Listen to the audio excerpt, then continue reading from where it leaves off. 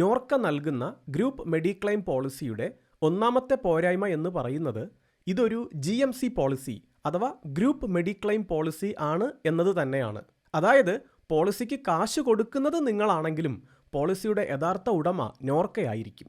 Insurance കമ്പനിയിൽ നിന്ന് നോർക്ക എടുത്തിരിക്കുന്ന ഒരു മാസ്റ്റർ പോളിസിയുടെ സബ് ബെനിഫിഷ്യറി ആയിട്ടായിരിക്കും നിങ്ങൾക്ക് പോളിസി ലഭിക്കുക. ആ മാസ്റ്റർ പോളിസി ഹോൾഡർ തീരുമാനിക്കുന്ന ബെനിഫിറ്റുകളെ നിങ്ങൾക്ക് ലഭിക്കുകയുള്ളൂ. ഭാവിയിൽ അവർക്ക് ഇൻഷുറൻസ് കോൺട്രാക്റ്റ് മാറ്റാനും ബെനിഫിറ്റുകൾ വെട്ടിച്ചുരുക്കാനും എന്തിന് പോളിസി തന്നെ റദ്ദ് ചെയ്യാനും സാധിക്കും. നിങ്ങൾക്ക് അവിടെ ഒരു വോയിസും ഉണ്ടാവില്ല. നിയമപരമായി ഒന്നും ചെയ്യാനും സാധിക്കില്ല. കാരണം നിങ്ങൾ ആ ഗ്രൂപ്പിൻ്റെ ഭാഗമായി എടുത്തിരിക്കുന്ന ഒരു ബെനിഫിഷ്യറി പോളിസി മാത്രമാണിത്. മാത്രമല്ല നിങ്ങൾക്ക് നോർക്കയുടെ ID കാർഡ് വാലിഡായിരിക്കുന്ന കാലം വരെ മാത്രമേ ഈ പോളിസിയിൽ തുടരാനാവുകയുള്ളൂ.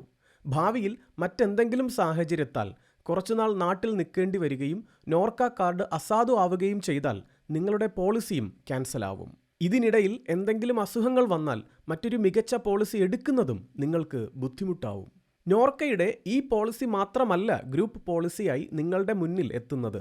സർക്കാർ ജീവനക്കാർക്ക് നൽകുന്ന മെഡിസെപ്പ് പോലെ ചില ഓൺലൈൻ ബ്രോക്കർമാർ, ചില ബാങ്കുകൾ, പിന്നെ ചില ഫിനാൻസ് കമ്പനികളൊക്കെ പ്രൊമോട്ട് ചെയ്യുന്ന നിരവധി ഗ്രൂപ്പ് പോളിസികൾ ഇന്ന് മാർക്കറ്റിലുണ്ട്.